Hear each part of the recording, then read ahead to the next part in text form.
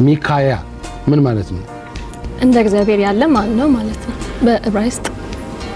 መድረክ ላይ ስትመጪ ቅድም እንዳየነሽ ከዚህ ቀደም በኢትዮጵያ ቴሌቪዥን አብዛኛው ተመልካች አይቷል። ዳንቺ መነሻሽ ወይ ሞዴልሽ ማን ነች? ከሴት ድምጻዊ አስቴር አወቀ ነች። አብዛኛው እሷን ነው እንደ ምሳሌ አድርጌ የምጠቀመው ከልጅነት ጀምሮ። ከዛ በኋላ ዓለም ከበደ የሷን ስራዎች ማዳመጥ እና ደግሞ ድምጼን ለመግራት እንጠቀምበታለሁ። ከውጭ ደግሞ ቶኒ ብራክስተን እና ትሬሲ ቻፕማንን አዘውትሬ ያዳምጣለሁ። ይታወቃል እንዴ በልጅነትም ጀምሮ ድምጻዊ መሆን ለራሳችን እናውቀዋለን? እኔ እንኳን ገና ከልጅነት በቤተሰብ በኩል በእናቴም በአባቴም በኩል በተለይ የአባቴ እናት አያቴ ስቲል እስካሁን ድረስ በስተርጅና እድሜያቸው ባሉበት ገጠር አካባቢ ይፈልጋሉ ሁሌ እንዲጫወቱላቸው ማለት ነው። እናቴ ደግሞ ስትዘምር በጣም ጎበዝ ነች፣ ትዘምራለች መንፈሳዊ መዝሙሮች። የደም ውርስ ይመስለኛል።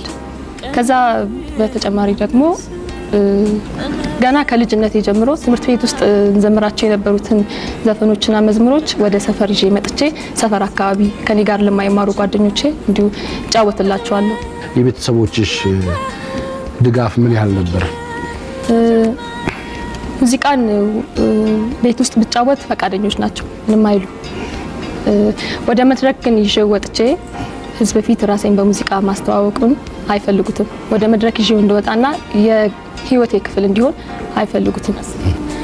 ግን እንደ ሌሎች አርቲስቶች እንደሚናገሩት ከቤተሰቦቻቸው ከፋ ተጽዕኖ ተቃውሞ እንደሚገጥማቸው እንደዛ አይነት ተቃውሞ አልደረሰብኝም።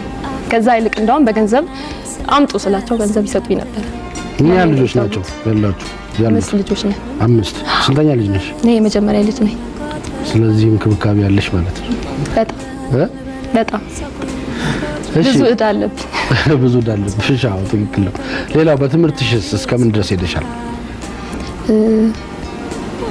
ፊታችን በሚመጣው አመት በ1994 በአዲስ አበባ ዩኒቨርሲቲ የኢትዮጵያ ቋንቋዎችና ስነ ጽሁፍ ክፍል በማታው ክፍል የ5ኛ ተማሪ ነኝ። ወደ 5ኛ አመት አልፌያለሁ በአዲስ አበባ ዩኒቨርሲቲ።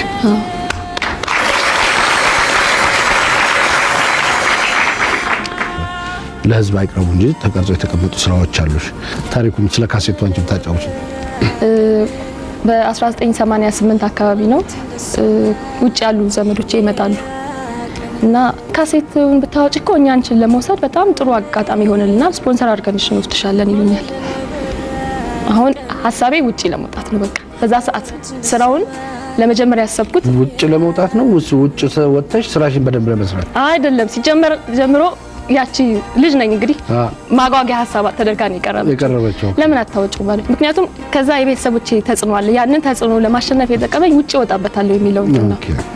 ከዛ ሳምፕል ካሴት ላይ ያስቀረጽኩ ወደ ሙዚቃ ቤት ይዤ ሄድኩኝ። ሙዚቃ ቤቶች ሰሙት፣ ጥሩ ነው አሉኝ። ግን ናይት ክለብ ውስጥ ወይ አንድ ባንድ ውስጥ ወይ ቲያትር ቤቶች ውስጥ ገብተሽ መጫወት አለብሽ። እውቅና ከሌለሽ ለጊዜው ላንቺ ብዙ ችግሮች ይገጥሙሻል እና መጀመሪያ ካሴት ከማውጣትሽ በፊት እውቅና ሊኖርሽ ይገባል ወይም ተሳትፎ ሊኖርሽ ይገባል አሉኝ። ያ ትክክል ነው። ግን እኔ ናይት ክለብ ውስጥ መጫወት አልችልም ነበር በወቅቱ። አሁንም እስካሁንም ተጫውቼም አላውቅም። ስለዚህ ሌላው አማራጭ ምንድነው ብዬ ስጠይቃቸው ወይ በግልሽ በራስሽ በጣም የምትተማመኝ ከሆነ በግልሽ ካሴቱን ማሳተም ትችያለሽ አሉኝ። ምክንያቱም ዜማና ግጥሙ የራሴ ነው። እነዚህን ዜማና ግጥሞች ቤቴ ውስጥ ተቀብረው ከሚቀሩ ይዣቸው ለምን አልወጣም የሚል እንትን ከጊዜ ወደ ጊዜ እያደረብኝ መጣ። አንድ የአጎቴ ልጅ አለች እንግዲህ እኔና እሷ ተማክረን ነው በድብቅ እሷ ገንዘቡን ልትሰጠኝ እኔ ልሰራው። ከዛ በኋላ ልከፍላት ተነጋገር። አሁን ተያይዘን ኮሎኔል ሳህሌ ለጋጎ ጋር ሄድን። በ1988 አካባቢ ነው ይሄ የሆነው። ለመጀመሪያ ጊዜ ሙያዊ አስተያየታቸውን የሰጡኝ እሳቸው ነበሩ። በጣም ወደዱት። ድምጼንና የሰራቸውን ስራዎች በሳምፕል ያስቀረጽኳቸውን ወደዱት። በርቺ ያሉኝ። ከዛ በኋላ ጨረስን። ከ4 እና ከ5 ወራት ጥናት በኋላ ስራውን ጨረስን። ልክ እኔ ስጨርስ የአስቴር አወቀ ካሴት ይወጣ ነበር። በዛ ምክንያት ትንሽ ገበያው ሊያዝ ስለሚችል ትንሽ ቆይተሽ ታወጪዋለሽ ተባልኩኝ። አዘገየሁት። ከዛ በኋላ ግን በሌሎች ምክንያቶች ካሴቱ እስካሁን ድረስ ሳይወጣ ቀረ። በመሀልም ተመስገን ተካ ሞተ። እሱ ነበር ጉዳዩን ይከታተልልኝ የነበረው። ከዛ በኋላ እኔ ምንም ነገር ማድረግ አልቻልኩም ነበር። አሁንም ራስሽን የምታስተዳድሪው ያው በቤተሰብ ስር ነው ወይስ የምትሰሪው ስራ አለ ሌላ?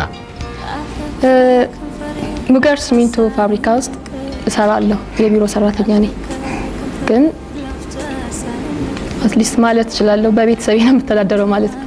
የማገኘው ገንዘብ ሱምንት ማለት አይደለም። በጣም ብዙ ገንዘብ ነው ለሙዚቃው ብዬ በጣም ብዙ ገንዘብ ስለማውጣ በዛ በኋላ ዲፔንድ ሆነው በቤተሰቦቼ ነው።